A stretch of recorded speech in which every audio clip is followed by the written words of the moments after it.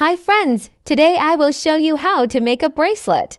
I use an elastic stretchy, as these beads have a big hole, so I use for cords. Let's start. These steps are very easy. Just repeat until finish all the beads.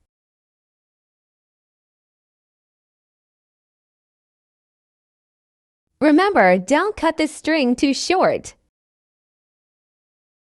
It's hard for you to tie.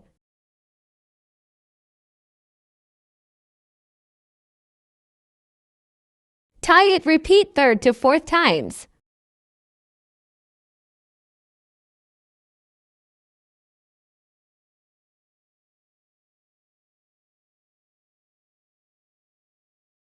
Cut the remaining strings, then hidden it into the bead hole, so you can't see the knot.